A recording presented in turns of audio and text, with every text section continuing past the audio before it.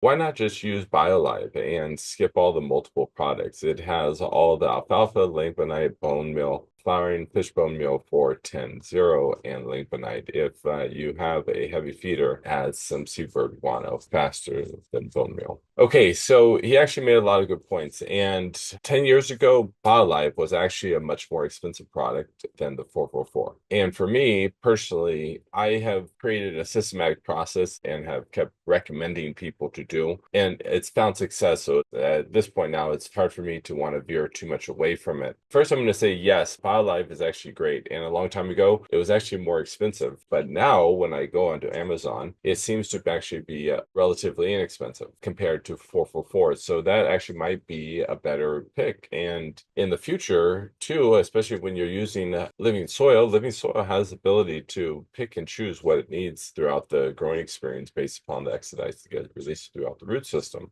So to answer your question, yeah, 100%. The reason why I probably would still keep separating them and adjusting them slightly between the alfalfa, the kelp, the langbeinite, and I call it the 4,4 base because it has just a variety of different things that feed the soil, is because for me, I don't think alfalfa and kelp are necessary as you go into flowering. And I'm going to actually get into another video right after this one, so I recommend to check out. It should get released relatively a couple weeks after this one, where I'm going to actually get back into the topic of calcium. So with these, I do like to jack up the langbeinite as it goes later into flowering because I am a more of a bigger believer that after week 4 into flowering, the plant doesn't use as much calcium, right? So we're still adding in the 444, right? There is calcium in the 444. There's calcium in all dry amendments, right? Calcium is a immobile nutrient. So if you think about it, it's in all dry amendments because you need calcium to grow those plants or to grow those seashells or bones or wherever the material is coming from. Calcium is used throughout the cellular structure of these plants. And when it gets recycled, ground up, and shipped back to us, whether it's on the bottle or not, there is calcium in there. I made a video like 3 years ago and I still get lots of questions on it, which I'm going to get into that video. So I'm not going to get into it deep here, but I know if you guys have been on the channel, you're going to reference that video. So please wait for the next video that's going to come up because I'm going to get deeper into it because I do love to go back and re-listen to the content I produce and ask myself, Mark, do you still agree with this? So it's hard for me to veer away and start using the BioLife because, like you said, it is all in there. The alfalfa kelp, that's where I think, we have short veg times. So not reusing it is where areas where, in my viewpoint, the grower could save money. My mindset's always around the bottom line. Right. So the 444, and I started to jack up the langbeinite. And I think because the langbeinite is more readily available, because the rock breaks down relatively quickly, especially when you're starting with active living soil, like you're putting bacteria in your water. I always recommend BAM. BAM's an incredible product around bacteria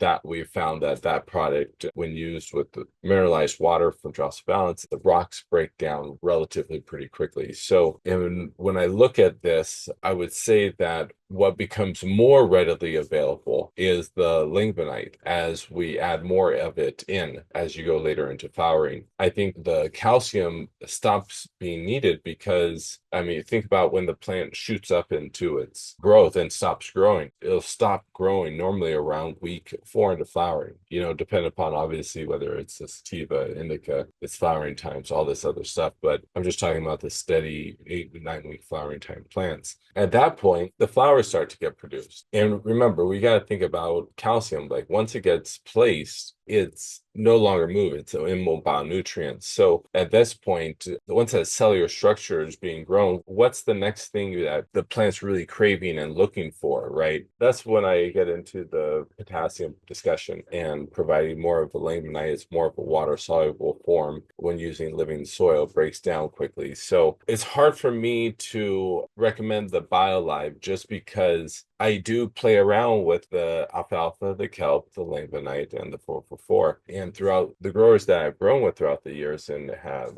now provided consultation with on some of these guys for almost 4 years, all the way around the world. If that's all you can get and you want to make it simple, yeah, 100%. I think BioLive is going to be great. Like you say, it has everything in there. Just keep adding it at about every 4 weeks as a top dress, and there's going to be no issues. But at the end of the day, I really just got to get a couple bags of BioLive and do it and measure the yield differences compared to other places. And I believe BioLive also has beneficials in there as well. So anyways, have a great grow.